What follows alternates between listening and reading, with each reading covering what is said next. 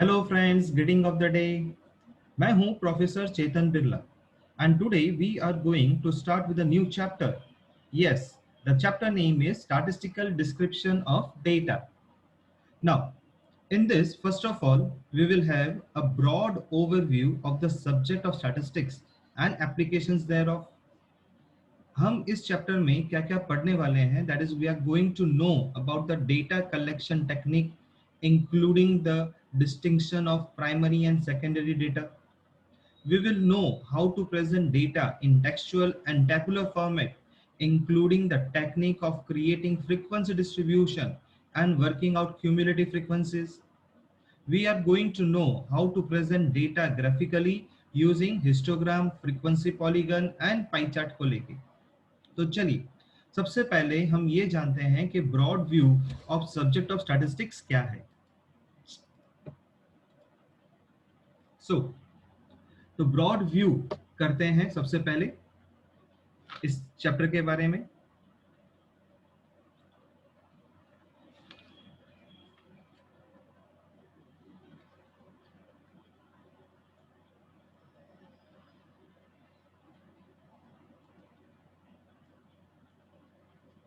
So broad view of chapter.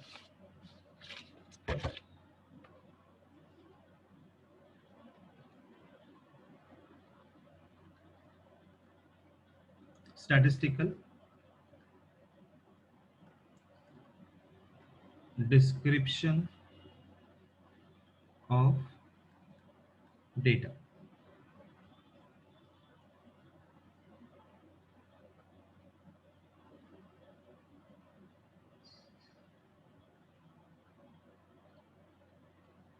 सबसे पहले in statistical description of data में हम लोग पढ़ने वाले हैं introduction,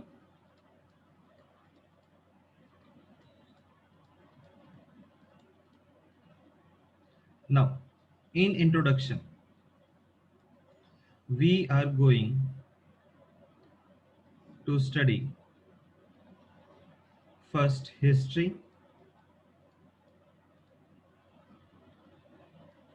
then we will study definition,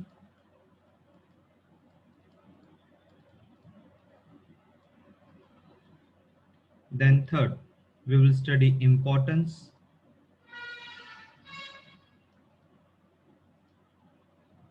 of statistics,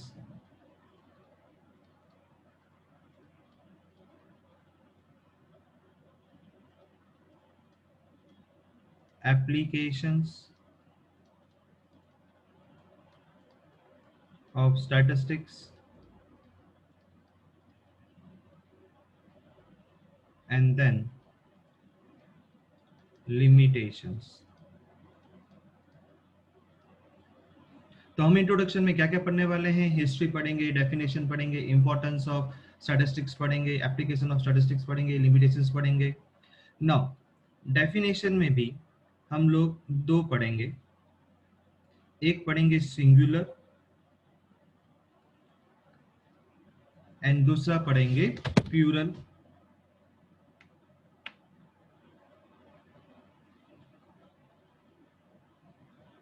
तो डेफिनेशन भी दो पार्ट में डिवाइडेड है, सिंगुलर एंड प्लूरल के फॉर्म में।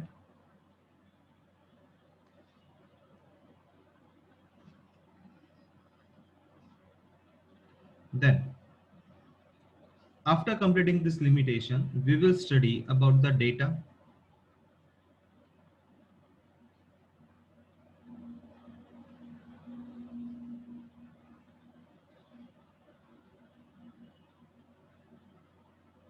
तो डेटा में सबसे पहले हम पढ़ेंगे types of data. Types of data is again divided into two parts. First is variable and second is attributes। फिर वेरिएबल से हम पढ़ेंगे अगेन दो part,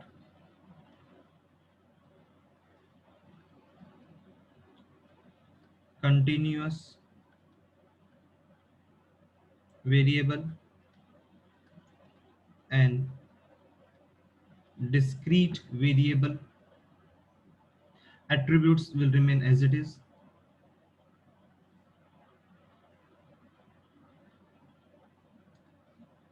Then after the types of data, we will study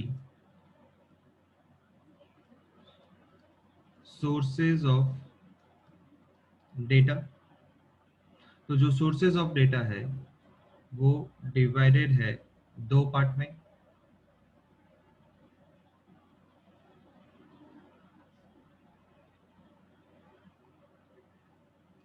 पहला है primary data and second is secondary data.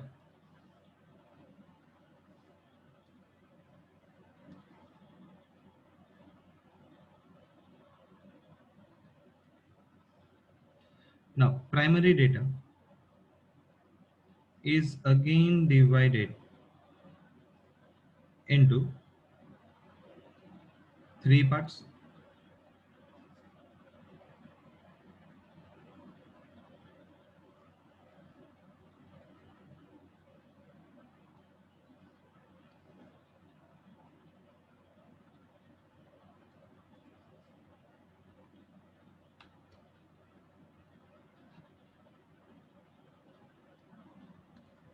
तो primary data की जो थ्री पार्ट्स है, that is first interview method, second is observation method,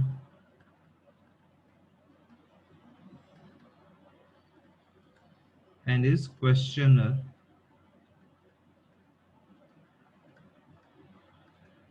method.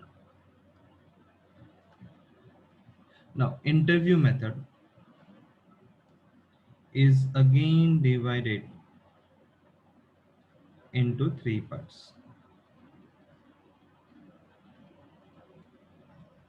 Yes, first is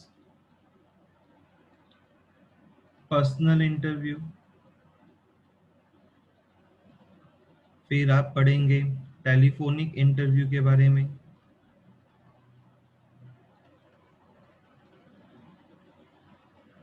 and then indirect interview.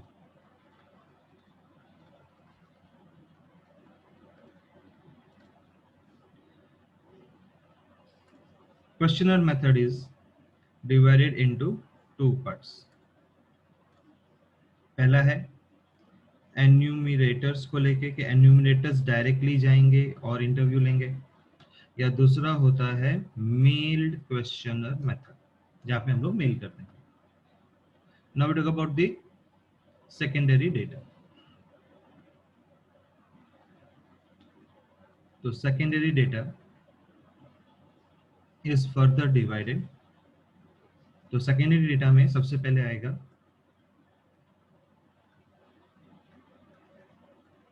International sources,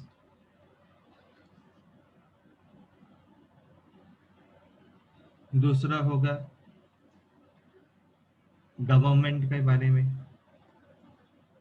that is government sources,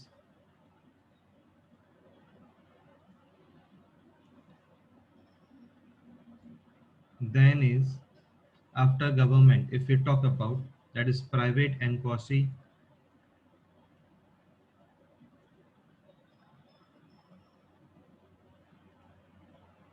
government services,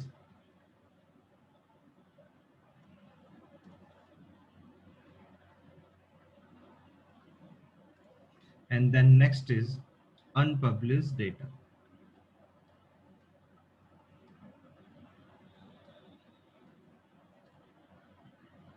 तो ये थे आपके secondary data. अब एक और डेटा आता है, that is known as scrutiny of data. Yes,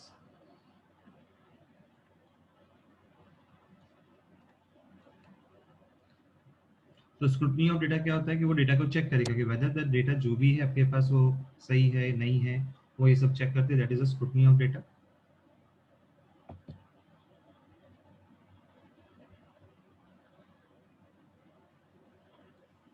now अगर हम फर्दर चलते हैं,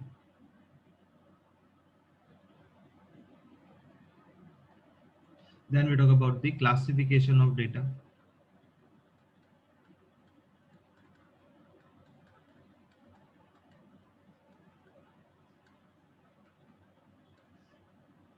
Now in classification of data, it is divided into four parts. First part, second, third and fourth. Okay तो चलिए, सबसे पहले था हमारा क्रोनोलॉजिकल ऑर्डर। क्रोनोलॉजिकल बोल दीजिए, या आप इसको टेम्पोरल बोल दीजिए, नहीं तो आप इसको टाइम सीरीज डेटा भी बोल सकते हैं। टाइम सीरीज डेटा भी बोल सकते हैं। तो this was the first. Second है जोग्राफिकल। जोग्राफिकल, या आप इसे बोल सकते हैं spatial series data. Next is qualitative,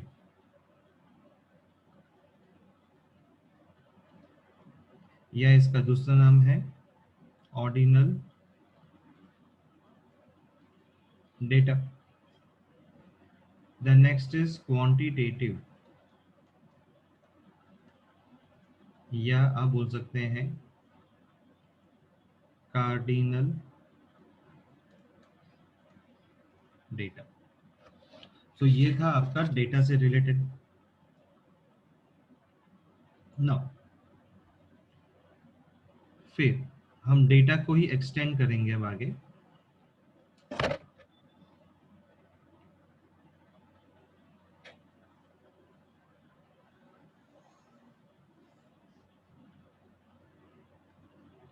Then we talk about the method of presentation. So method of presentation is divided into three parts. पहला था textual presentation. Second is tabular presentation, and third है diagrammatic presentation. तब जो method of presentation था उसमें tabular जो था again divided था दो पार्ट में। एक में आता था सिंपल प्रेजेंटेशन और दूसरा होता था many fold presentation. Now we talk about the diagrammatic presentation.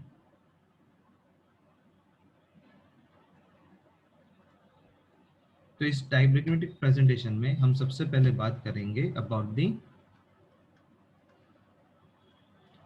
Types of diagram.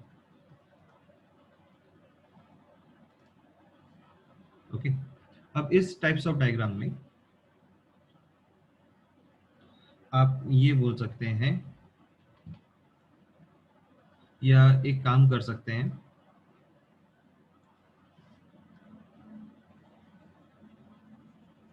Types of diagram को मैं नीचे ही ले लेता हूं।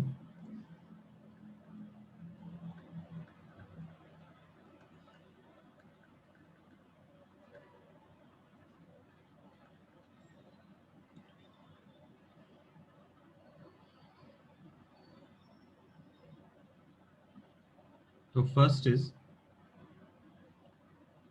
वन डायमेंशनल डायग्राम, फिर सेकंड आता है टू डायमेंशनल डायग्राम, फिर आता है third three dimensional diagram, and then comes the pictogram. Okay, now in one dimensional diagram में अगर हम बात करते हैं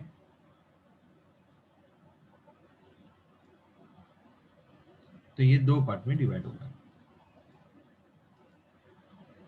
पर जनरली वन, अब जो मैंने इसको दो पार्ट में डिवाइड तो कर दिया है, पर अब इसके अंदर में ये जो आते हैं they are of line and bar के डायग्राम्स आते हैं, मतलब लाइन चार्ट बोल सकते हो and bar diagrams.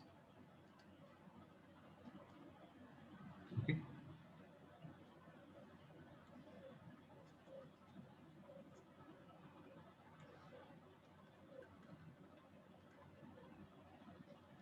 now we talk about the types of chart.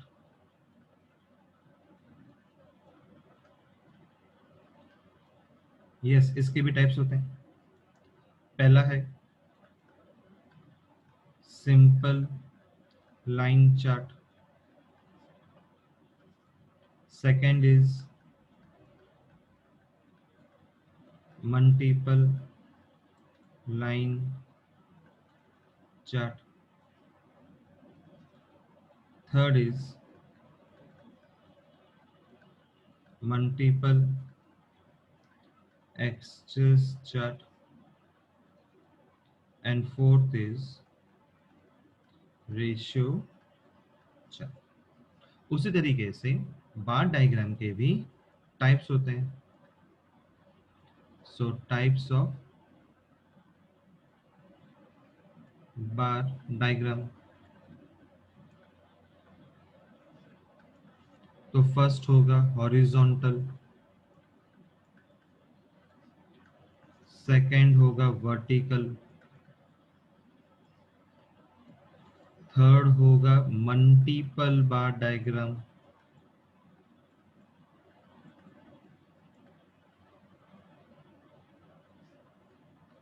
And fourth is sub divided bar diagram, and fifth is percentage bar diagram. तो ये सब आप पढ़ेंगे। इन टू डायमेंशनल डायग्राम में अगर हम बात करते हैं तो यहाँ पे रेक्टेंगल्स के डायग्राम्स आते हैं, फिर स्क्वायर्स के डायग्राम आते हैं, देन सर्कल्स के डायग्राम आते हैं, and last is pie diagram. तो हमारे कोर्स में जो है वो पाई डायग्राम है। Then we talk about the three dimensional diagram. In three dimensional diagram के अंदर में हम बात करते हैं about cubes, cylinders and spheres के बारे में, जो हमारे कोर्स में नहीं है, सिर्फ नाम के लिए है कि थ्री डायमेंशनल में क्या क्या आता है। एंड इन पिक्टोग्राम के अंदर में हम लोग कोई डायग्राम से प्रेजेंट करते हैं। तो ये था आपका about the types of diagram. Okay, now further move करते हैं। तो चैप्टर के अंदर में हम क्या पढ़ेंगे इज फ्रीक्वेंसी डिस्ट्रीब्यूशन आप पढ़ेंगे। यस, तो फ्रीक्वेंसी डिस्ट्रीब्यूशन में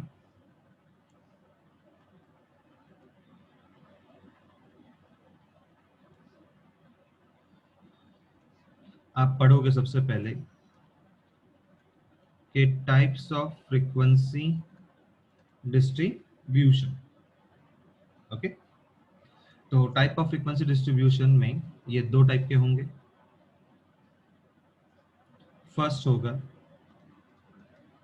discrete frequency distribution.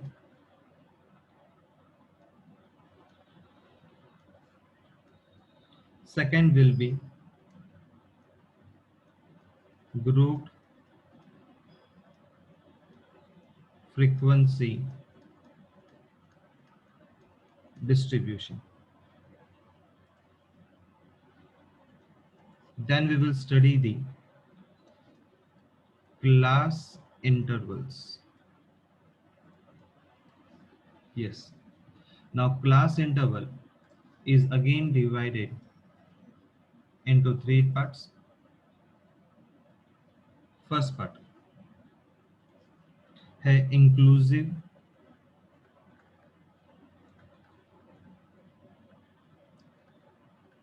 class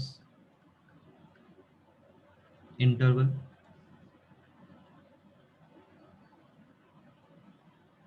Next is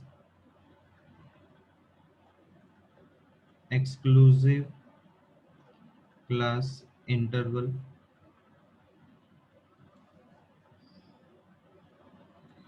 And the third is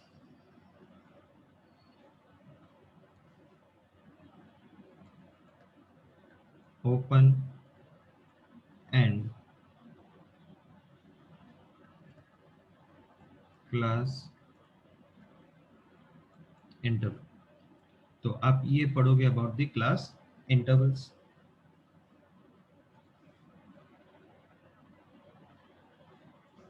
After studying the class interval, following details you are going to study.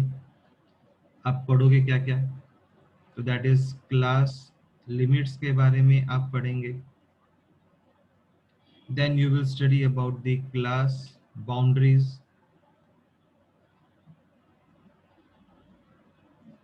You will study about the class width. You will study about the class mark.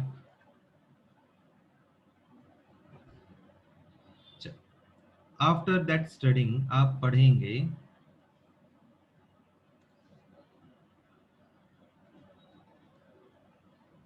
about the graphs of frequency distribution.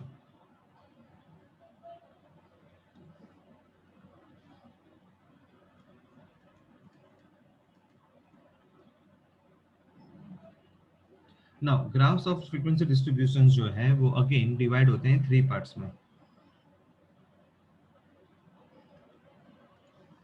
तो first होगा आपका histogram और you can say area diagram.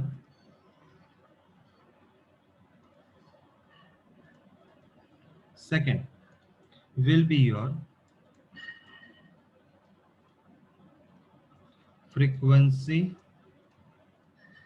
polygon.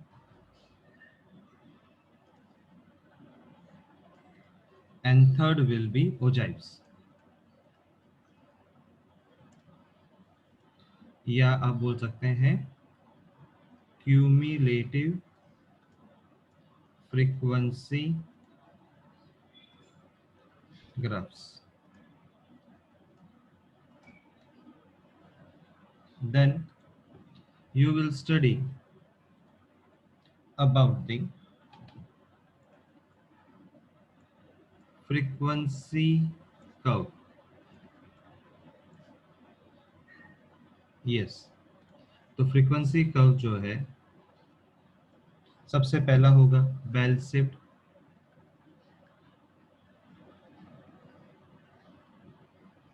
Then you will study about the U-shaped.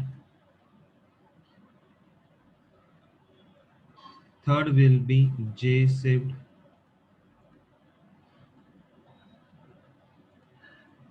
And fourth will be mixed curve.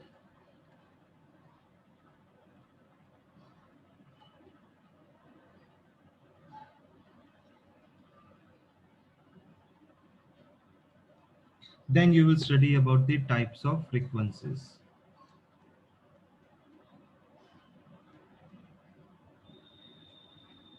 Right? Now, in types of frequencies, the first you will study about the relative frequency.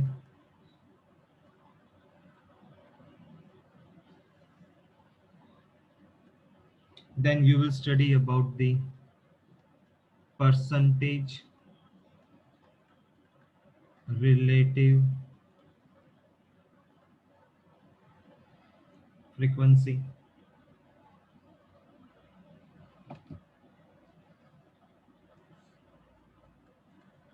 And then third, you will study about the frequency density. तो इतना आपको ये है हमारे पूरे chapter का overview. Yes, ये पूरे चैप्टर का ओवरव्यू है. चलिए देख लेते हैं.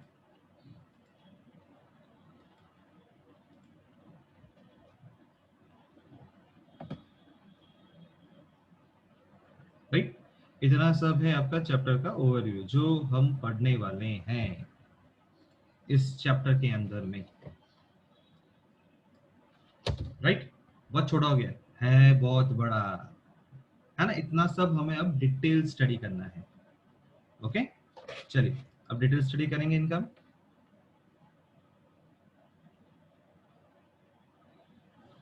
सो chapter number 14 based on introduction, history, definition and importance of statistics पर चलते हैं. तो now what is introduction of statistics? The modern development in the field of not only management में कॉमर्स,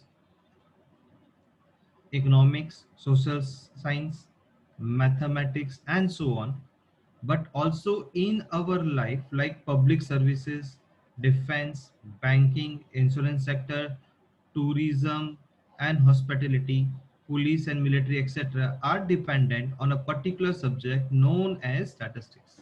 Yes, आज स्टैटिस्टिक्स पे ये सब डिपेंड करते हैं, क्योंकि स्टैटिस्टिक्स जो है आपको एक डेटा देता है. क्या देता है? आपको एक डेटा देता है. वो बताता है आपको कि इतने नंबर ऑफ पीपल्स होंगे तो हमें क्या करना चाहिए.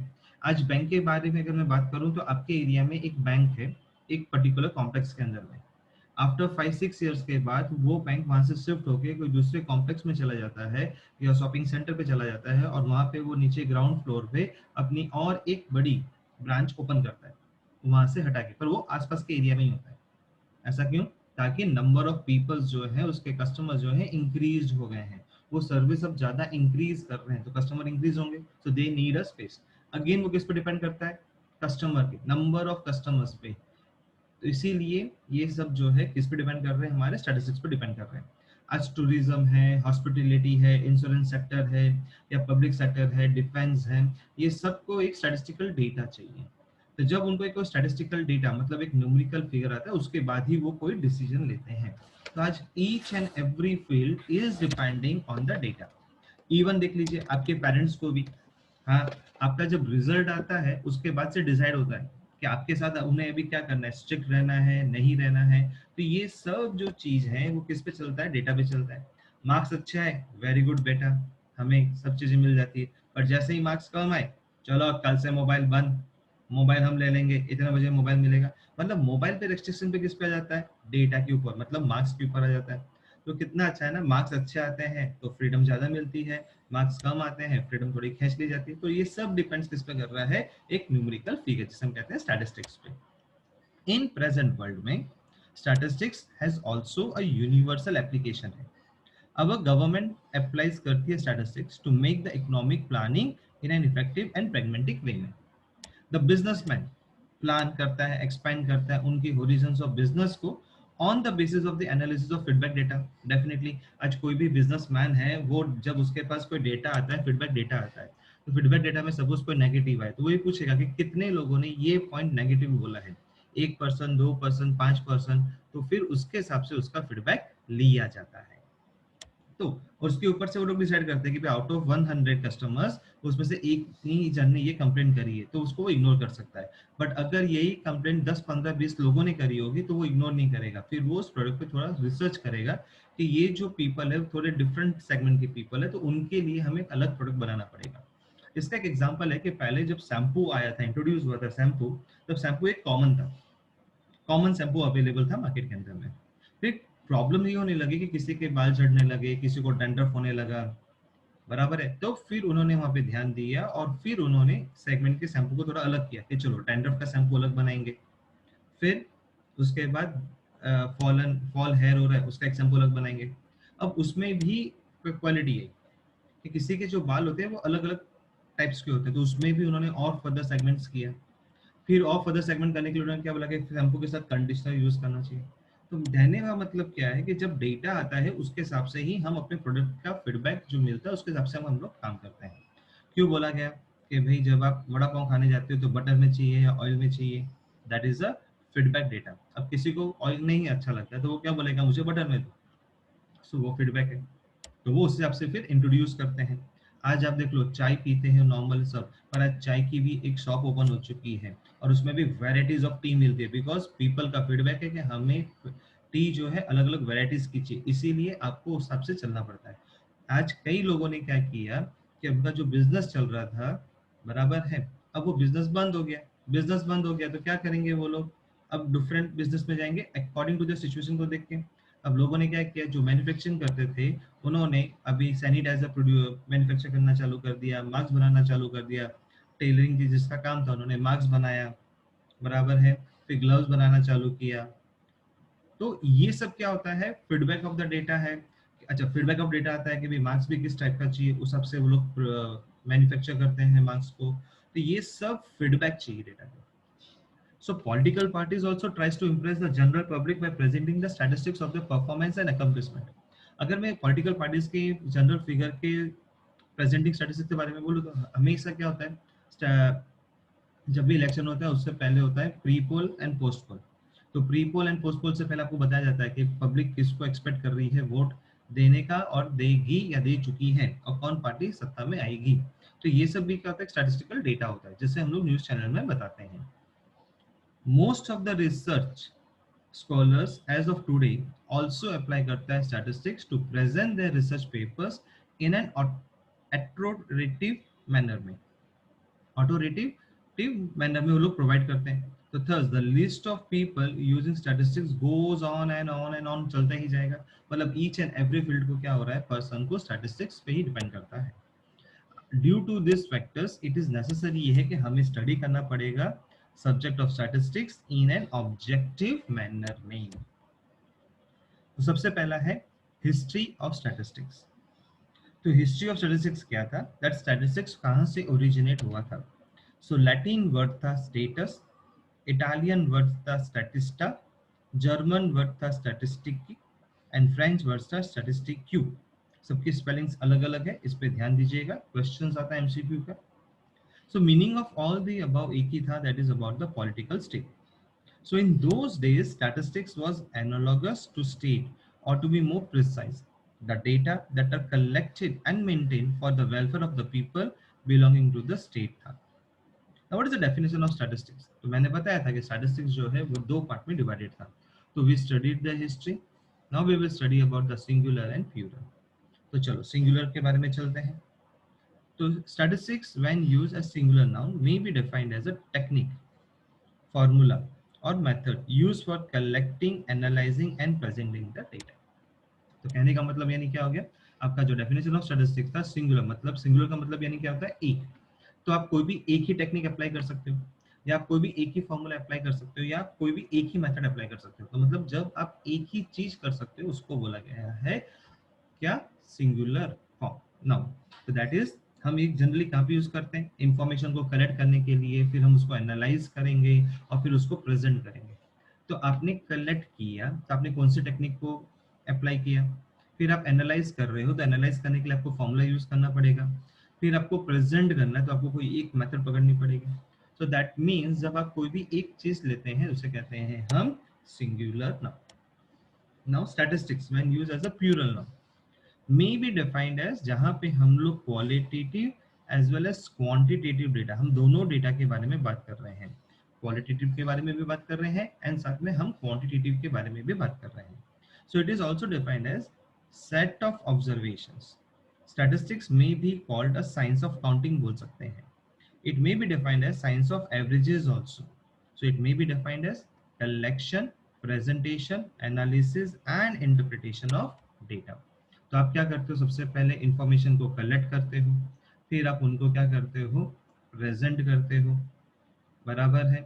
फिर आप क्या करेंगे, उसका एनालाइज करोगे और उसका फिर आप इंटरप्रिटेशन करते हैं.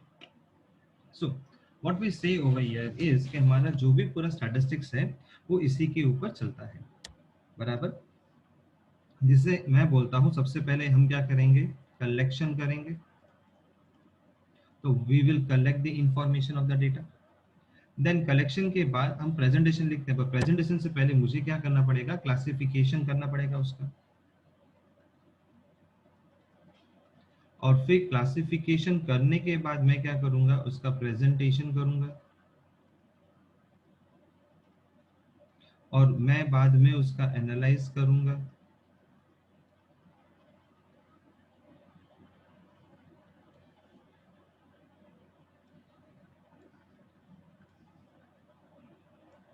And then I will be interpreting. That is interpretation. ये 5 तत्व को कभी नहीं भूलना है. इसी मैं कहता हूँ 5 तत्व, जिंदगी के ये 5 तत्व है. हम लोग कोई भी चीज को अगर हम बात करें ना, खरीदने जाना होता है ना, तो भी हम इन्हीं चीजों को फॉलो करते हैं, collection, classification, presentation, analysis and interpretation के अंदर में.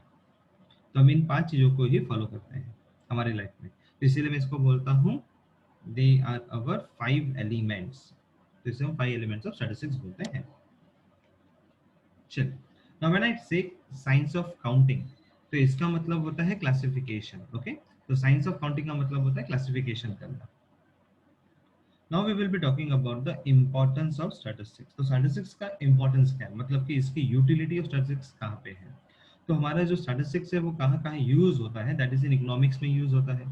The economic phenomena like wealth of a country, commercial development, consumption etcetera can be describe, compared and correlated with the help of statistics से हो सकता है.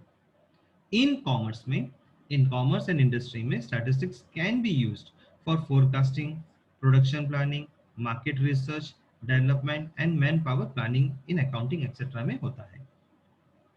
इन एडमिनिस्ट्रेशन में अगर हम बात करें तो organisation of statistics was for the proper functioning of administration है. The government, the policies of government हम फॉर्मुलेट करते हैं on the basis of information जो भी रिलेटेड होगा एग्रीकल्चर को, economic, employment, import export, defence, social status etcetera, and such informations are obtained by collection of data which is a part of statistics. तो again बताया गया है कि आप यूटिलिटी ऑफ स्टैटिस्टिक्स को कहाँ कहाँ यूज कर रहे हो. इन इकोनॉमिक्स में यूज करोगे, कॉमर्स में यूज करोगे, इन एडमिनिस्ट्रेशन में आप यूज करोगे, इवन आप एग्रीकल्चर में करते हो स्टैटिस्टिक्स का यूज. कि a thorough statistical analysis is required for testing of a new fertilizer के लिए.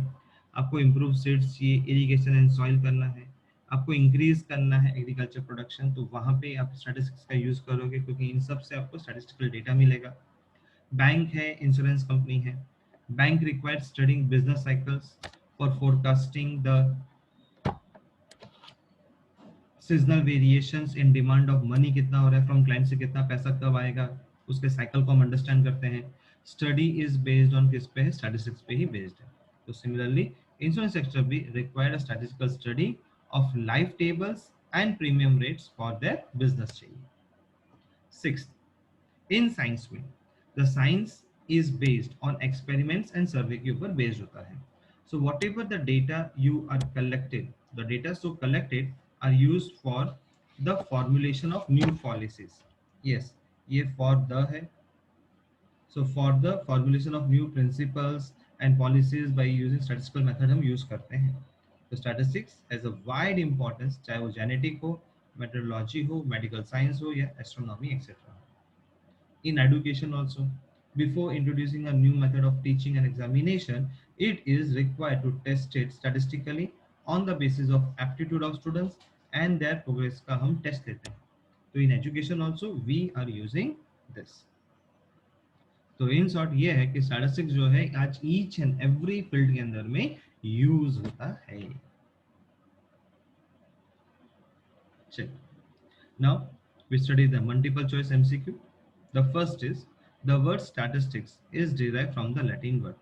Yes, Latin word से आया था। चलो अभी Latin word से अगर आया था तो यहाँ पे क्या लिखा था? Latin word से अगर आया है तो over here it is written status, right? तो we mark over here is status.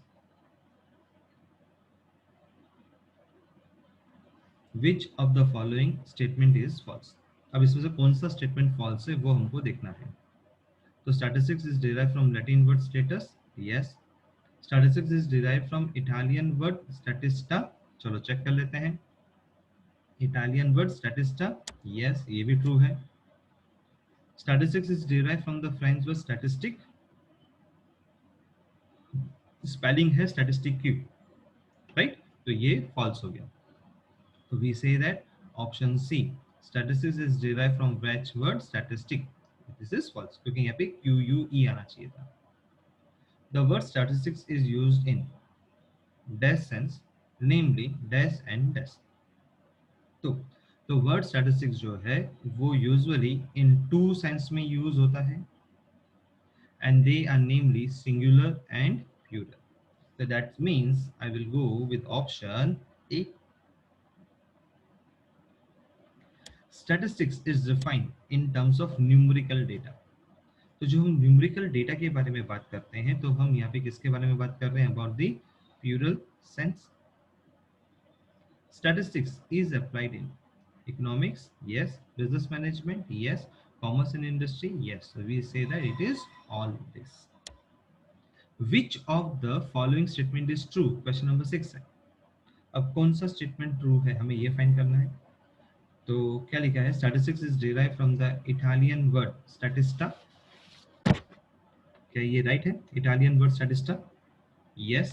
क्योंकि अगर आप देखोगे तो फ्रेंच में लिखा था स्टैटिस्टिक, जबकि फ्रेंच वर्ड में हम लोग लिखते थे STATIS, STATISTIQUE लिखते थे, तो मतलब ये रॉन्ग हो गया। इन लैटिन वर्ड में we use to write status, तो ये भी रॉन्ग हो गया। तो दिस इज राइट, तो we say that option B is the right answer. Statistics जो है वो किससे कंसर्न है? यस, स्टैटिस्टिक्स जो है वो कंसर्न है हमारे ऑप्शन डी से, क्योंकि उसमें बोथ ए एंड बी चाहिए। दैट इज क्वालिटेटिव इंफॉर्मेशन भी चाहिए उसको एंड साथ में उसको क्वांटिटेटिव इंफॉर्मेशन भी चाहिए, क्योंकि स्टैटिस्टिक्स को दोनों इंफॉर्मेशन ही बहुत इंपॉर्टेंस होती है।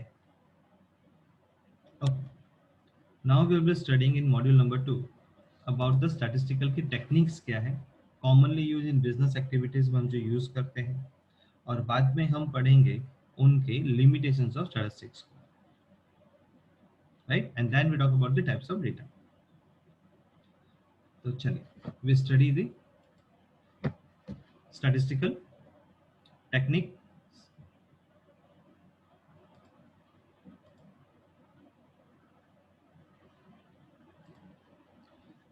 सो वेरियस स्टैटिस्टिकल मेजर्स, हमारे बहुत सारे स्टैटिस्टिकल मेजर्स हैं डेफिनेटली।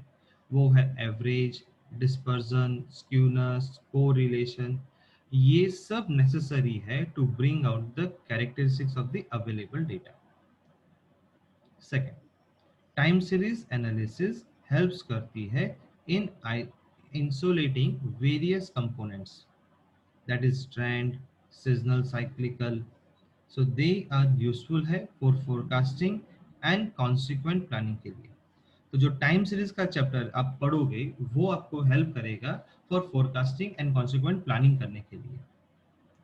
आप रिग्रेशन एनालिसिस का चैप्टर पढ़ते हैं, क्यों पढ़ते हैं? ताकि आप इस्टेब्लिश कर सको एक रिलेशनशिप बिटवीन किसके, प्रोडक्शन एंड सेल्स के बीच में, demand and per capita income के बीच में, इनपुट एंड आउटपुट एक्सेट्रा के बीच में, because they are useful for forecasting, क्योंकि ये फोरकास्टिंग के लिए भी इंपॉर्टेंट है।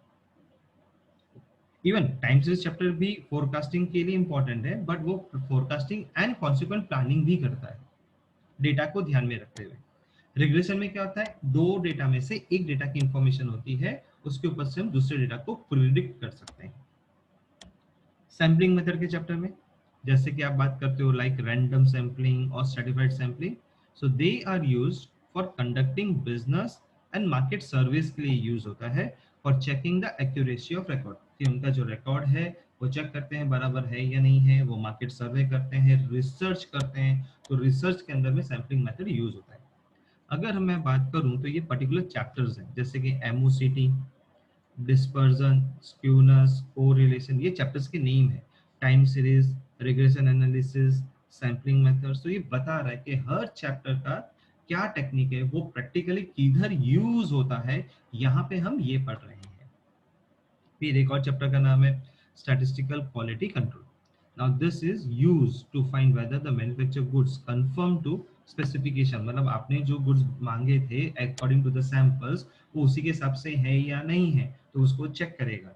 फिर सैम्पलिंग इंस्पेक्शन होती है। In this connection is indispensable in any manufacturing concern, में कोई प्रॉब्लम तो नहीं है, वो क्वालिटी को चेक करते हैं। तो जब हम क्वालिटी को चेक करते हैं तब हमें पढ़ना पड़ता है statistical quality control. Then for the calculation of mortality rates आपको पढ़ने हैं, वाइटल स्टैटिस्टिक्स के डेटास पढ़ने हैं, तो उसके लिए आपको चैप्टर पढ़ना पड़ता है डेमोग्राफिक चैप्टर, राइट? तो आप डेमोग्राफिक चैप्टर पढ़ोगे।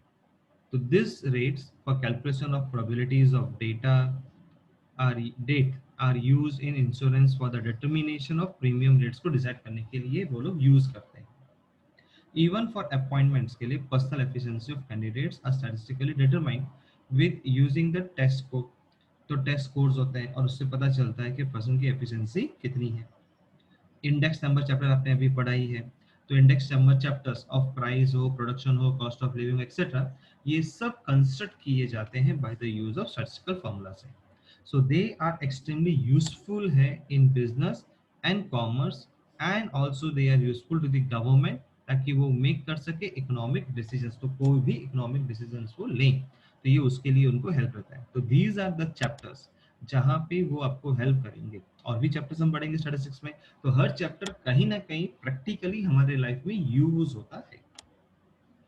अब लिमिटेशन ऑफ स्टैटिस्टिक्स क्या है? यस, तो फर्स्ट है statistical methods can be applied only on those data which can be expressed in quantitative form। तो statistical methods उन्हीं डेटा के ऊपर अप्लाई कर सकते हैं जो क्वांटिटेटिव फॉर्म में हो, मतलब कि जो क्वालिटेटिव फॉर्म में होगा उसके ऊपर स्टैटिस्टिकल मेथड अप्लाई होगा नहीं। स्टैटिस्टिकल डील्स करता है विद ग्रुप, मतलब ये किसके साथ डील करता है? ग्रुप के साथ डील करता है, या एग्रीगेट ऑफ इंडिविजुअल्स के साथ करता है, रेदर देन इंडिविजुअल, मतलब ये इंडिविजुअल पे डील नहीं करता है, ये ग्रुप्स के साथ डील करता है। Sometimes statistical result may lead to false conclusion आ सकता है विदाउट प्रॉपर कंटेक्स्ट। अगर मेरे पास प्रॉपरली इंफॉर्मेशन नहीं होगी या प्रॉपर इंफॉर्मेशन मैंने कलेक्ट नहीं करी है, इसको क्लासिफाई नहीं किया है, तो मेरा कंक्लूजन फॉल्स हो सकता है। स्टैटिस्टिक्स गिव्स अप्रोक्सीमेट रिजल्ट्स देता है। क्यों ये अप्रोक्सीमेट रिजल्ट्स देता है? क्योंकि कभी भी मैं कोई भी डेटा को जो है सारे पॉपुलेशन को कंसिडर नहीं करता हूँ, मैं हमेशा लिमिटेड पॉपुलेशंस को कंसिडर करता हूँ, मतलब आई टेक द सैंपल्स, तो इसीलिए ये हमेशा अप्रोक्सीमेट रिजल्ट्स देता है। Statistically information does not reveal the entire phenomena, an expert knowledge is also required to give the interpretation of statistical data, otherwise the result may be क्या हो सकता है? false। अगर आपके पास एक्सपर्ट की नॉलेज नहीं हो, मतलब एक्सपर्ट का ओपिनियन ना हो, तो आपको डेटा का जो भी इंफॉर्मेशन है वो फॉल्स मिल सकता है। इसीलिए तो हम बोलते हैं ना कि आजकल जो डॉक्टर्स होते हैं स्पेशलाइज्ड डॉक्टर्स होते हैं, तो आज हमें कोई भी बीमारी हो जाती है तो हम क्या बोलते हैं? उस स्पेशलाइजेशन के पास जाओ, that is an expert knowledge is required. Statistical deals कर स्टैटिस्टिक्स जो है वो डील करता है विद द एग्रीगेट के साथ।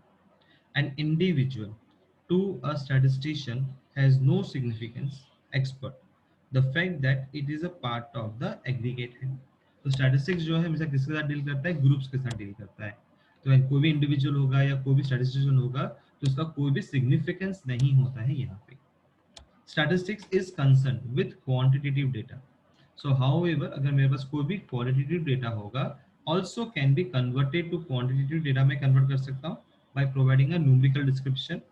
जैसे कि आज हमारे फेसबुक पे कोई कमेंट देता है, wow, looking gorgeous, looking beautiful, like कितनों ने हार्ट शेप को लाइक किया होता है, कितने ने करते हैं, तो ऐसे कितने लोगों ने किया, तो हम उसको काउंट कर सकते हैं। तो क्वालिटेटिव डेटा को हम क्वांटिटेटिव डेटा में कन्वर्ट करके फिर कंपेयर कर सकते हैं। तो future projections of sales, production, price, quantity etcetera, ये सब पॉसिबल है under specific set of conditions के। So if any of this condition is, एक भी कंडीशन आपने वायलेट करी तो आपका जो भी प्रोजेक्शंस होगा वो लाइकली टू बी इनएक्यूरेट हो जाएगा, राइट। तो ये थे आपके limitations of statistics. Now we talk about the types of data. तो जो डेटा है वो दो पार्ट में डिवाइड हुआ, that is first variable data या एट्रीब्यूट्स। अब वेरिएबल किसको बोलते हैं एंड एट्रीब्यूट किसको बोलते हैं, राइट। तो वेरिएबल का मतलब है which can be expressed in numbers, तो जिसको आप एक्सप्रेस कर सकते हो नंबर में, उसको आप बोलते हैं वेरिएबल। और जिसको आप एक्सप्रेस नहीं कर सकते हो, not in numbers,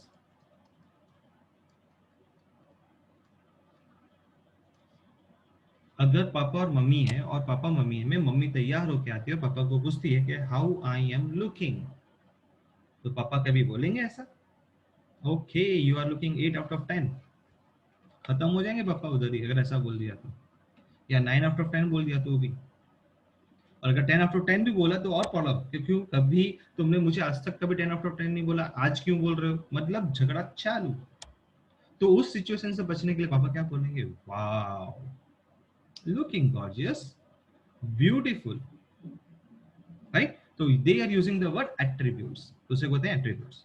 what is variables, तो variables can be expressed in numbers, so they are divided into two parts. First is continuous variable and second is a discrete variable, or you can say non-continuous variable.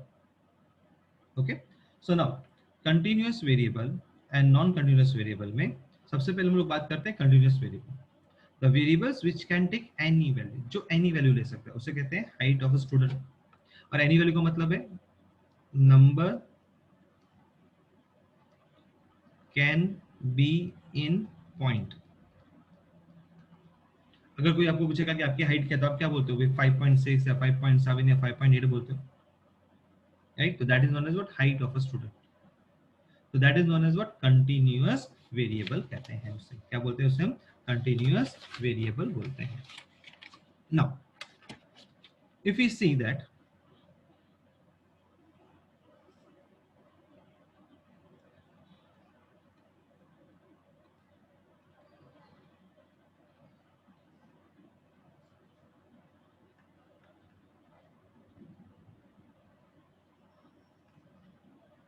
तो अगर मैं कोई बोलूंगा कि आप आपने कितने एक्सीडेंट्स रोड पे देखे, तो कोई ये बोलेगा कि मैंने सर आज 2.5 एक्सीडेंट देखा, कोई बोलेगा मैंने सर 3.5 एक्सीडेंट देखा। बोले 3.5 क्या होता है सर, 3 एक्सीडेंट तो पूरे देखे थे, ट्रक का, कार का, स्कूटर का, साइकिल का, कार ने एक कार को ठोक दिया, दैट इज अ 4 एक्सीडेंट। पर सर जो आधा एक्सीडेंट है वो ऐसा है कि मैं जब आ रहा था तब मैंने ये देखा कि इधर से बस आ रही है, इधर से बस आ रही है और इधर से ट्रक आ रही है, बस मैंने देखा, हुआ या नहीं हुआ वो देखा नहीं, इसलिए सर मैंने आधा एक्सीडेंट देखा। और एक बोलेगा सर ऐसे से ट्रक आ रही थी, इधर से बाइक वाला जा रहा था और ब्रेक मार दिया, मतलब सिर्फ उन्होंने थप्पो किया, एक दूसरे को हर्ट नहीं हुआ, तो दैट इज आधा ही एक्सीडेंट हुआ। हम ऐसा कभी नहीं बोलते, राइट। अगर कोई आपको पूछता है कि भाई आपके घर में कितने बच्चे हैं, तो आप लोग क्या बोलोगे, सर 2 हैं, 3 हैं, 4 है, 5 है। कभी ऐसा कोई बोलता है सर 2.5 है।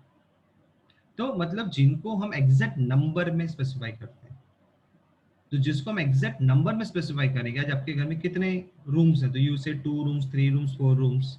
आपके घर में कितने लोग रहते हैं, तो आप बोलोगे 3 लोग, 4 लोग, 5 लोग, 6 लोग रहते हैं। आज आपने कितने एक्सीडेंट्स देखे, तो आप बोलोगे 2, 3, 4। कितने नंबर ऑफ डेथ्स हुए, तो आप एक पर्टिकुलर नंबर देते हो, उस पर्टिकुलर नंबर्स को हम बोलते हैं discrete variable. So the variables which can take all values but only takes predefined values at a set intervals, that is class that student belongs to. Example, the number of students in a class can be only in indices 10, 11, 12, तो वो एक particular इंडिजर होना चाहिए, okay. तो उसे हम कहते हैं continuous variable. Non continuous variable, या आप उसे बोल सकते हैं सबसे अच्छा डिस्क्रीट वेरिएबल बोल लीजिए। और कंटिन्यूअस वेरिएबल का मतलब है जो पॉइंट में भी आ सकता है, जैसे आपका वेट है वो पॉइंट में आ सकता है, आपका हाइट है वो पॉइंट में आ सकता है, तो उनको हम बोलते हैं कंटिन्यूअस वेरिएबल। तो I hope the difference between continuous variable and discrete variable is clear. तो मैं यहाँ पे लिख देता हूँ, नंबर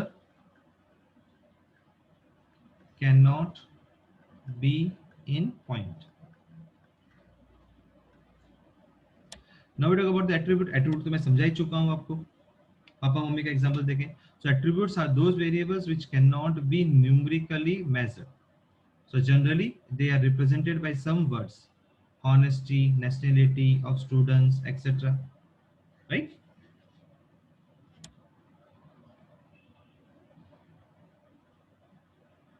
चलिए, तब हम सॉल्व करते हैं MCQ।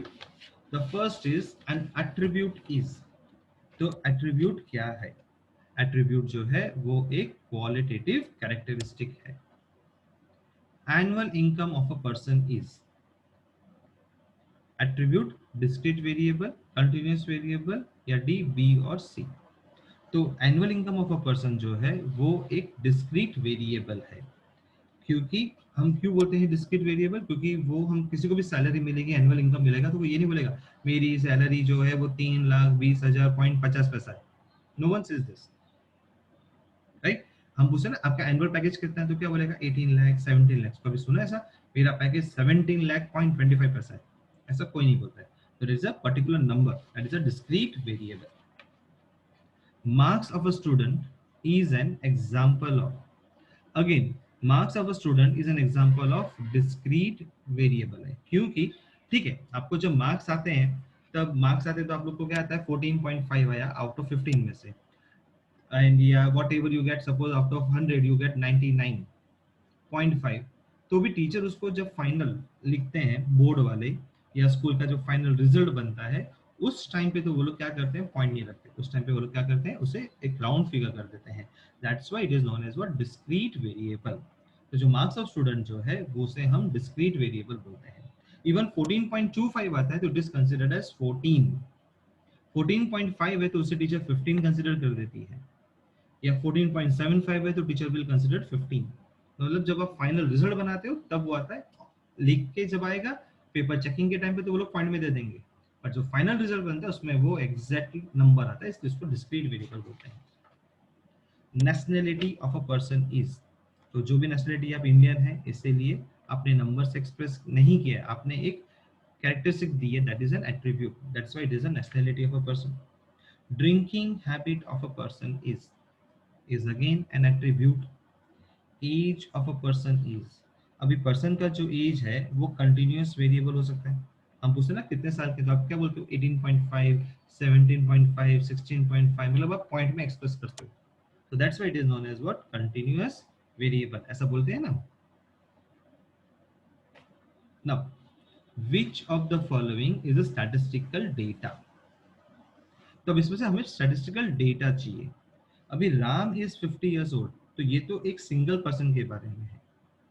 पर जब मैं यहाँ पे बात करता हूँ height of Ram is 5.6 inches end of Shyam and Hari is 5.3 and 5.4, मतलब आपने इंफॉर्मेशन श्याम की भी दे दी है और हरी की भी दी है, मतलब आपने एग्रीगेट्स का इंफॉर्मेशन प्रोवाइड किया है। इसीलिए option B is the answer. Height of Ram and weight is 90, मतलब आपने एक पर्सन के बारे में बात की है। तो when you talking about individual, statistics वहां पे काम करेगा नहीं। तो जब आप एग्रीगेट ग्रुप के बारे में बात करेंगे तो वो काम करता है। हमने ये लिमिटेशंस में भी पढ़ा था, तो इसीलिए option B is the answer. Now the distribution of shares is an example of a frequency distribution. Yes, distribution of shares. आज कोई भी कंपनी ने अपने शेयर्स मार्केट में लाए हैं तो हम क्या बोलते हैं, मैंने मेरे पास इस कंपनी के 100 शेयर हैं, 200 शेयर हैं, 300 शेयर हैं या 150 शेयर्स हैं, right? We used to speak in this way, am I right ना? तो कहने का मतलब क्या है, तो यहाँ पे जो डिस्ट्रीब्यूशन ऑफ शेयर्स है उसे हम कहते हैं डिस्क्रीट वेरिएबल। क्या बोलते हैं उसको हम? डिस्क्रीट वेरिएबल बोलते हैं। The distribution of profits of a blue chip company related to.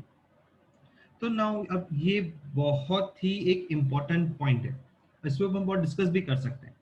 But practically कैसा है कि ब्लू चिप कंपनी मतलब इन शॉर्ट अच्छी कंपनी है, वो अपना प्रॉफिट कैसे बताएगी? क्या वो डिस्क्रीट वेरिएबल बताएगी? डिस्क्रीट वेरिएबल का मतलब ये नहीं क्या होगा जो एग्जैक्ट एक नंबर बता देते हैं, बराबर है। मतलब हमारी कंपनी का जो प्रॉफिट है वो 5 लाख रुपए हुआ है या 5 करोड़ हुआ है या 50 करोड़ हुआ है या 173 करोड़ हुए।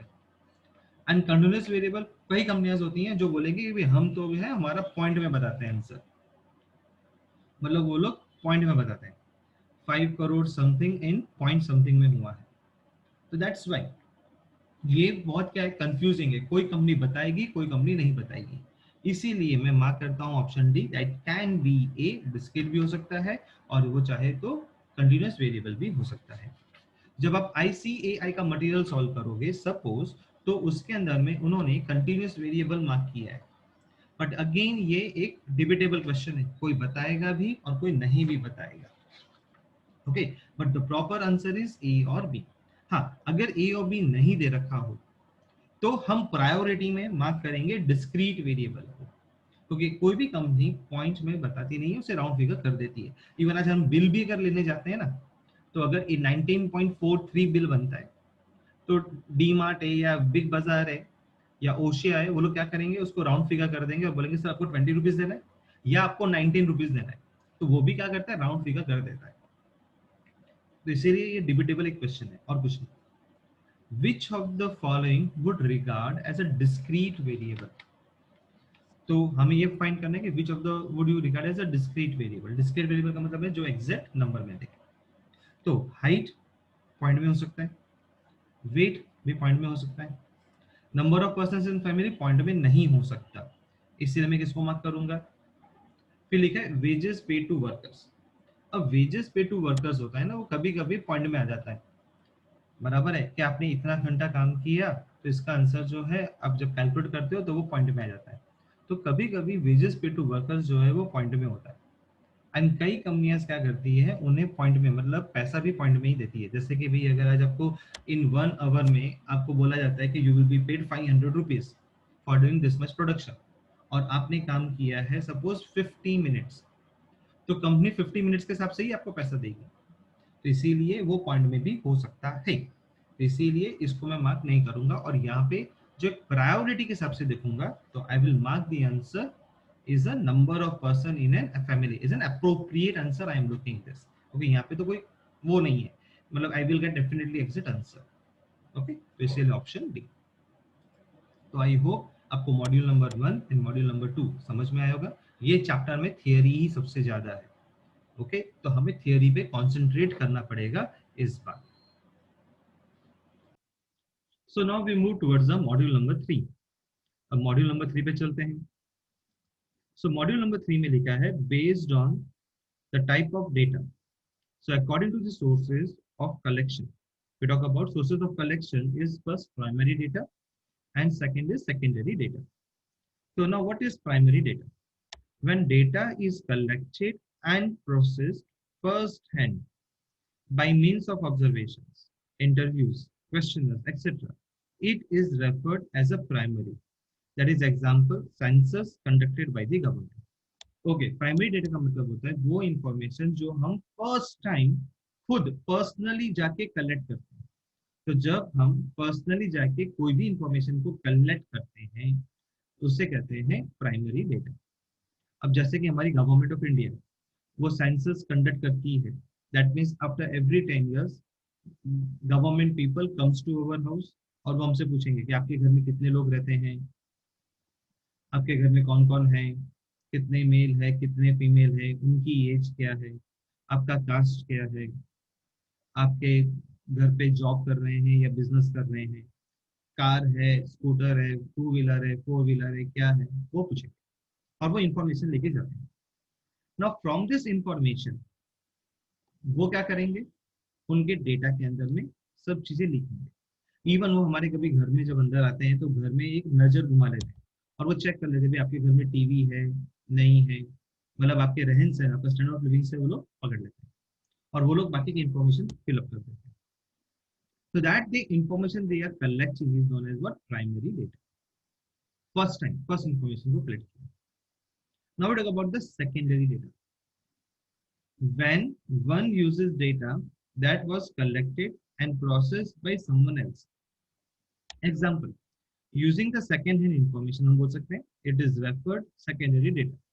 The use of secondary data might involve representation, further processing and analysis.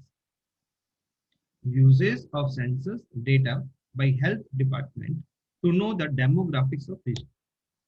So secondary data का मतलब इन शॉर्ट में अगर मैं बात करूं तो वो डेटा जो ऑलरेडी डेटा कलेक्ट हो चुका है और अब उसको मैं यूज कर रहा हूं किसी और पर्पस के लिए, सेम पर्पस के लिए नहीं, किसी और पर्पस के लिए, for the another purpose, then that data is known as what secondary data.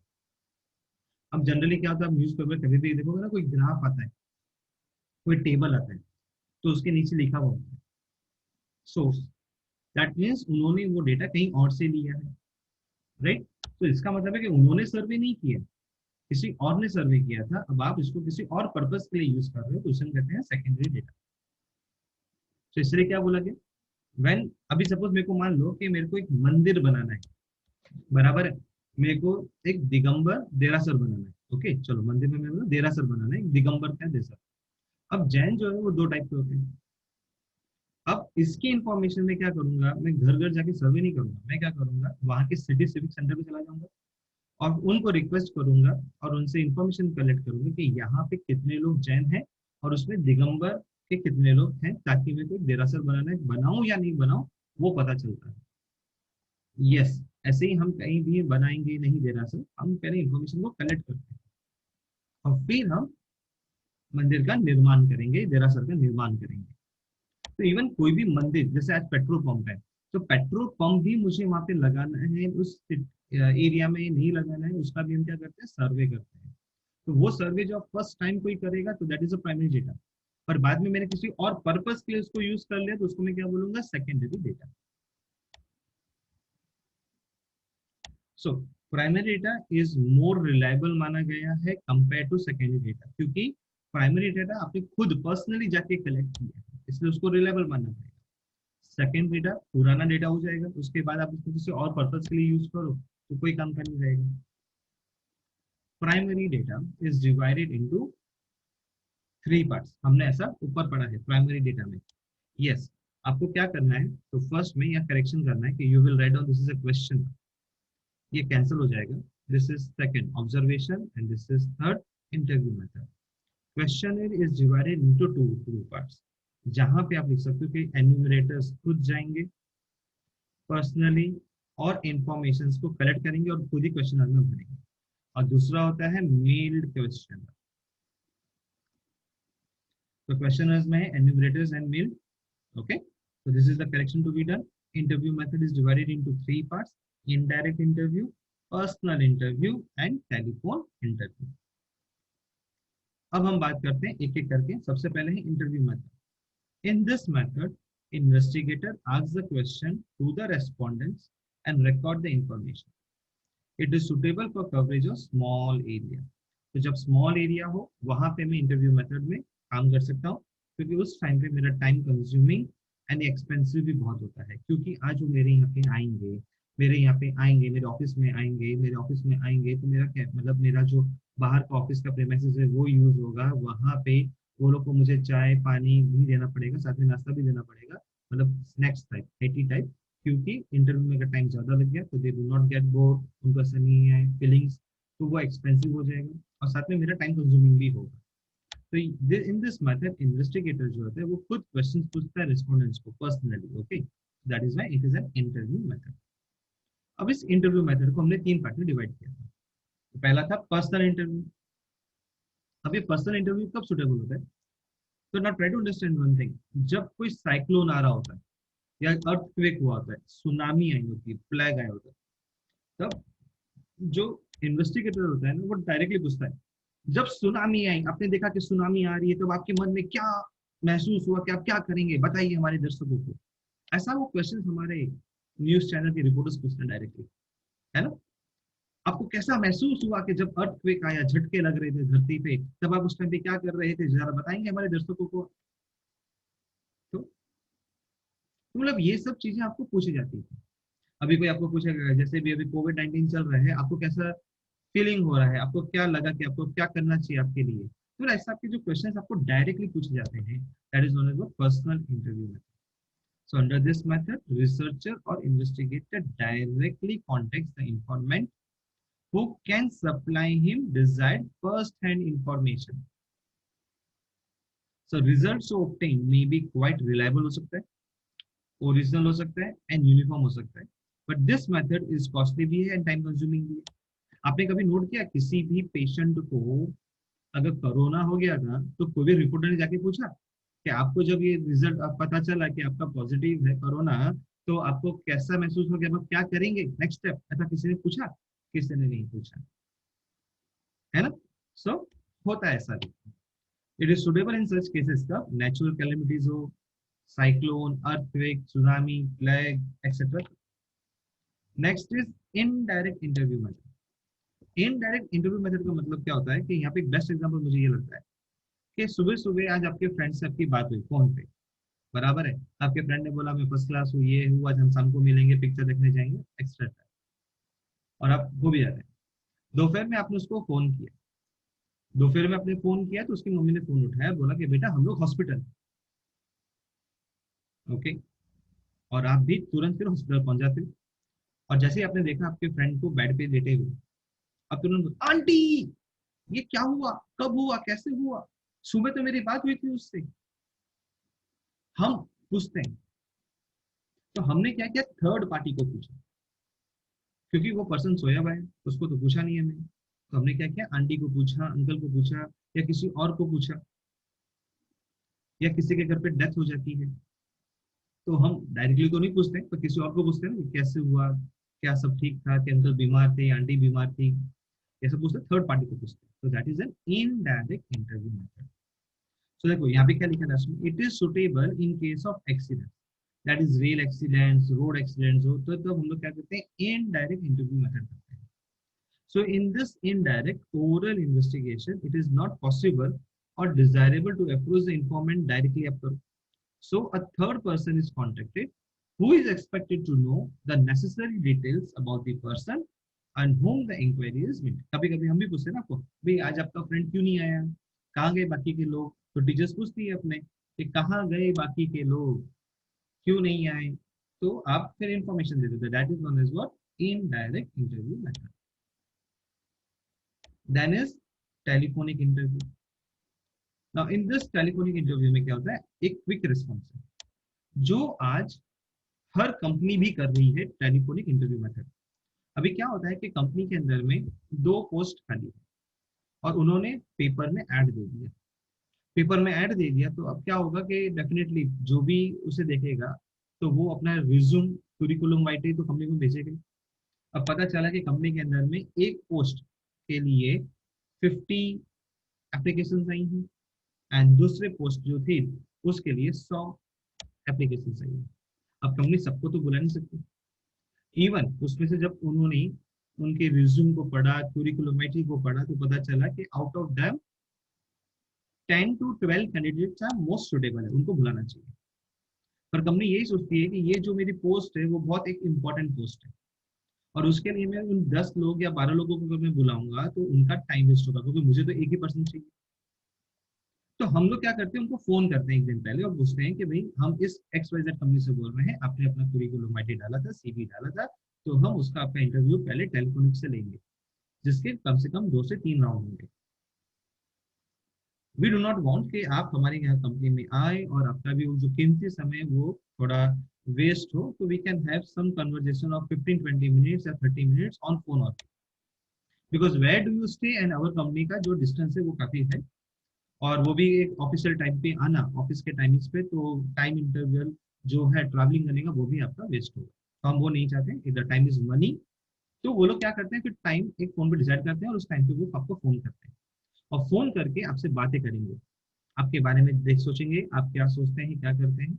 फिर अगर आप सिलेक्ट होंगे तो आपको सेकंड राउंड में जाना पड़ेगा, जो भी टेलीफोन पे ही होगा, उसमें भी आप सिलेक्ट हो गए तो आप थर्ड राउंड पे जाएंगे, और लास्ट में आपको फाइनली वो फिर फेस टू फेस की मीटिंग के लिए बुलाएंगे। अब जब ये होता है ना, तब क्या होता है, 10 से 12 लोगों में से आपने अगर तीसरे राउंड के बाद सिलेक्ट किया तो तब उस टाइम पे सिर्फ 3 लोग होंगे जो फेस टू फेस मीटिंग में जाएंगे, और फिर उसमें से आप कोई भी एक को सिलेक्ट करोगे, तो that is N telephone interview method. अच्छा, जनरली क्या होता है, कॉल सेंटर्स होते हैं, कॉल सेंटर्स में भी क्या होता है कि they take the telephone interview लेते हैं वो लोग। क्यों टेलीफोन इंटरव्यू लेते हैं, क्योंकि भाई आपको तो फोन पे ही बात करनी है।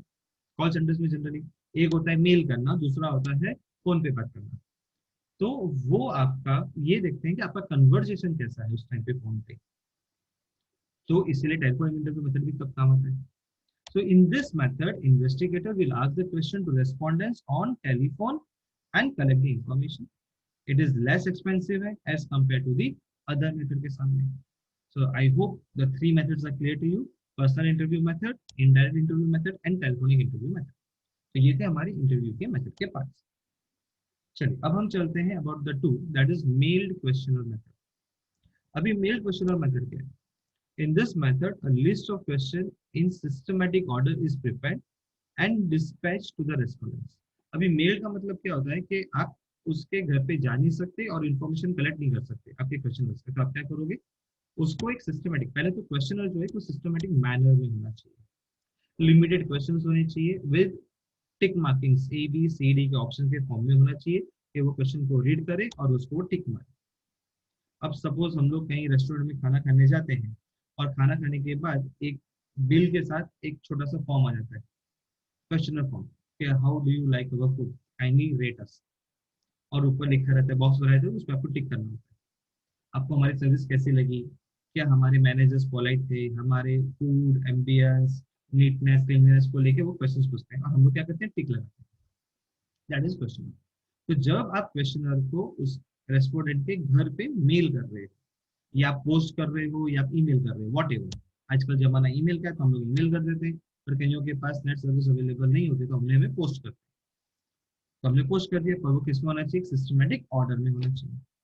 Respondent has to write the information and send it back to the investigator को उसको भेजना होगा। It is suitable for coverage of wide area. तो जहाँ पे मेल नहीं है, जहाँ पे नेट नहीं है, वहां पे हमारा पोस्ट ऑफिस के जो पोस्टमैन होते हैं वो वाइड एरिया में अगर हमने इनको पोस्ट किया तो वो पहुंचा देंगे। The amount of non response भी बहुत ज्यादा होते हैं इसमें, क्योंकि अब जिसके मेरे घर पे आया, मेरे घर पे अगर कोई मेल आया होगा तो उसमें कंपनी के कोई फीडबैक फॉर्म्स होंगे, तो पॉसिबिलिटी क्या हो सकती है, अभी कौन जाएगा पोस्ट ऑफिस और उसको पोस्ट करेगा, छोड़ो, नहीं करना है।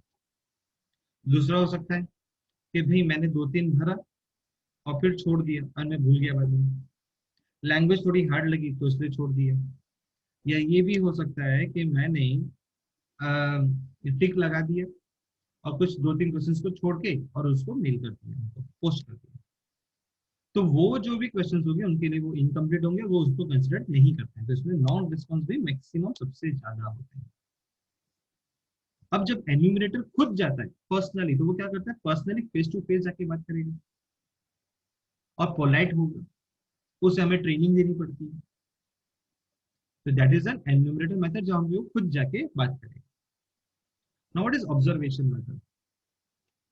अब ऑब्जर्वेशन मेथड क्या होता है, एग्जाम्पल है कि टीचर क्लास में आती है, फिर बोलती है मैंने बहुत ऑब्जर्व किया है आप लोगों को, बहुत मस्ती करते हो आप लोग, but I observe that you are very good in studies, your marks are getting very good, right.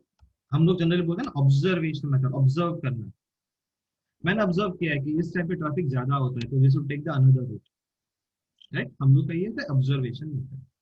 But generally क्या होता है ऑब्जर्वेशन मेथड में, अगर मैं कहीं बोलूँ कि भाई मुझे आपको देख के लगता है कि आपका वेट जो है नियर अबाउट 70 kg होगा, या 30 kg होगा, या 40 kg होगा, या 80 kg होगा, मुझे ऐसा लगता है, एक काम करो, एम आई राइट, ऐसा पूछते हैं। तो that is an observation method. क्या मैं वैसे बोलूंगा, नहीं आप इधर आओ मैं आपको उठा के चेक करता हूँ आप कितने वेट के हो, हम ऐसा नहीं बोलते। हम क्या बोलते हैं, प्लीज आइए, यहाँ पे वेट मशीन पड़ी है, आप वेट मशीन पे खड़े हुई है, मैं आपका वेट को ऑब्जर्व करता हूँ। सो दैट इज, मतलब आप कोई इंस्ट्रूमेंट यूज कर रहे हो।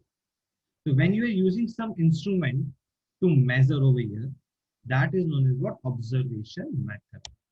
So in this method, investigator will not ask any question to the respondent, but will take the help of some instrument to collect the information. मैं कुछ नहीं पूछूंगा, मैं क्या करूंगा, आप आइए, आप खड़े होइए, मैं आपका वेट लेता हूँ, या प्लीज आप इधर आइए और मैं एक मेजरमेंट स्केल है उससे आपका हाइट ले लेता हूँ। So to record the weight of a student of a class, investigator will request every student to stand on weighing machine and record their weights. It is most accurate and it applicable to collect only quantitative data where instrument is used होता है। तो it is applicable to collect the quantitative data where instrument is used, मतलब कि numerical figures ही हमें मिलेंगे, that is an observation method. So I hope the primary data के जो पार्ट्स है आपको समझ में आए होंगे। क्लियर? चलिए now we solve the module number 4 MCQs, right? चलो first, data collected on religion from the census reports। तो आपने डेटा को कलेक्ट किया on religion from census report से आपने कलेक्ट किया, तो ये आपके लिए कौन सा डेटा है? यस बताओ मेरे को कौन सा डेटा है। मैं वेट करता हूँ आपके आंसर को सुनने का। फिर से पढ़ो, data collected on religion from the, आपने कहां से कलेक्ट किया? फ्रॉम, आपने कलेक्ट किया सेंसस रिपोर्ट से, मतलब सेंसस रिपोर्ट बना हुआ था और उसके ऊपर से फिर आपने रिलीजन का डेटा कलेक्ट किया फॉर सम अदर पर्पस के लिए, तो it is your secondary data. Data originally collected by investigation था आर नोन एज, तो data originally collected by N investigation, originally word, इसीलिए ये क्या बोलेंगे हम इसको? Primary data. The data collected on the height of group of students after recording their heights with a measuring tape। आपने data को collect किया on the height of group of students after recording there Heights with measuring type, तो आप उसको क्या बोलेंगे? आपने information first time collect किया है, इसीलिए आप उसको बोलेंगे primary data. The primary data are collected by interview method, yes. Observation method, yes. Questionnaire method, yes. So I say that all of this is the answer. The quickest method to collect data is, yes. Quickest method क्या है? तो आपने यहाँ पे पढ़ा था, it is suitable for quick response, मुझे quick response भी मिलता है यहाँ पे। तो ये किस पे पढ़ा था आपने? टेलीफोनिक इंटरव्यू मेथड में पढ़ा था, तो इसलिए मैं यहाँ पे क्या बोलूंगा? It is a telephone interview. The best method to collect data in case of natural calamity is, तो जब भी कोई नेचुरल कैलेमिटी होगी तब हमारे पास बेस्ट कौन सा मेथड रहेगा? हम आमने सामने उनको पूछेंगे ना कि आपको कैसा महसूस हुआ है, तो we say that it is a personal interview। 7, in case of real accidents the appropriate method of data collection is by, in case of real accident, मतलब एक्सीडेंट हुआ, appropriate method of data collection, तो आप कौन से method से data को collect करोगे? तो हमने ऊपर पढ़ा था, अगर कोई भी एक्सीडेंट हो जाता है तो हम उसे इनडायरेक्ट इंटरव्यू बोलते हैं। Which method of data collection covers the widest area, तो वाइडेस्ट एरिया जहाँ पे आपका नेट नहीं जा सकता, फोन नहीं जा सकता, वहां पे आपका पोस्ट ऑफिस का पोस्टमैन जा सकता है, मैंने बताया था ना। ये आप क्या कर सकते हो? उसे मेल कर सकते हो, what mail questionnaire method. Next, primary data are, तो प्राइमरी डेटा क्या है? So primary data are always more reliable compare to secondary data है, या वो less reliable to compare to secondary data? Now this point is wrong. Primary data जो है depend करता है upon the care with which the data have been collected and depends upon the agency collecting the data. So अगर हम बात करें यहाँ पे मोस्ट अप्रोप्रिएट के पॉइंट ऑफ व्यू से, तो primary data are always more reliable है कंपेयर टू सेकेंडरी डेटा। एक तो ये इंपॉर्टेंट है क्योंकि यहाँ पे आपने ऊपर ही पढ़ा था over here that primary data is always more reliable compared to secondary data, right? And secondly, depends upon the care with which the data have been collected, yes, ये भी देखो जरूरी है कि depends करता है upon the care with which they have been collected। Again it depends upon the agency collecting the data, no, ये agency collecting the data ये depend नहीं करता कि कौन सी एजेंसी कर रही है, पर हाँ ऑप्शन सी भी आंसर हो सकता है। बट अभी अगर मेरे को ए एंड सी दोनों दे रखा है आंसर में, तो मेरे को किसी एक को मार्क करना है, और उस टाइम पे जो अप्रोप्रिएट वर्ड है, अप्रोप्रिएट सेंटेंस जो मुझे लग रहा है वो लग रहा है, 'A' always more reliable compare to secondary data. हाँ, अगर ऑप्शन डी में लिखा होता बोथ ए एंड सी, तो उस टाइम पे मैं बोथ ए एंड सी को मार्क करूंगा। Otherwise I will go with option A. Primary data are always more reliable होते हैं compare to secondary data, because this is the most appropriate in compare to A and C. 10, the amount of non responses is maximum in, तो amount of non response जो है सबसे ज्यादा maximum जो है in male questionnaire में होते हैं। हमने उनको मेल कर दिया पर वो लोग रिप्लाई नहीं करते।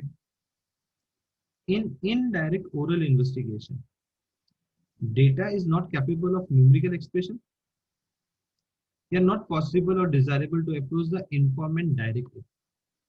यस, तो इन इनडायरेक्ट ओरल इन्वेस्टिगेशन में इट इज नॉट पॉसिबल या डिजायरेबल नहीं होता है कि हम उनको डायरेक्टली अप्रोच करें।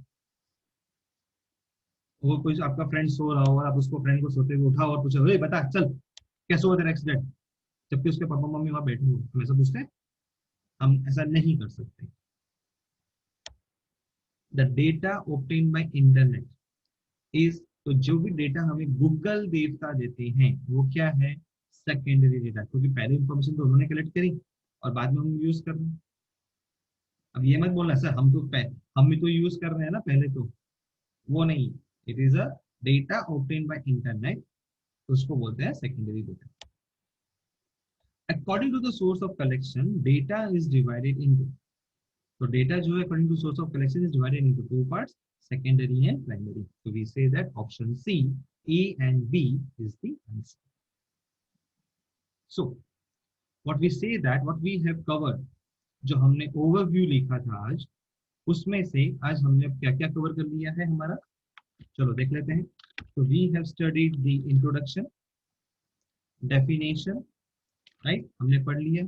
इंपॉर्टेंस ऑफ स्टैटिस्टिक्स पढ़ा, एप्लीकेशन ऑफ स्टैटिस्टिक्स पढ़ लिया, लिमिटेशंस पढ़ लिया, टाइप्स ऑफ डेटा, वेरिएबल पढ़ा, एट्रीब्यूट पढ़ा, कंटिन्यूअस पढ़ लिया, डिस्क्रीट पढ़ लिया, right. Then sources of data भी पढ़ा। बट अब इन सोर्सेज ऑफ डेटा में we studied only the primary data, जहाँ पे हमने पढ़ा interview method, observation method and questionnaire method. So in next lecture we will be discussing from the secondary data. तो हम सेकेंडरी डेटा से आगे स्टार्ट करेंगे इन अवर नेक्स्ट लेक्चर में। टिल देन अगेन एक बार स्टडी कर लीजिएगा, आपने जो भी आज पढ़ा है बराबर है। Till then take care. If any query definitely you can always reach me on 7600828696। Bye bye, tata, take care.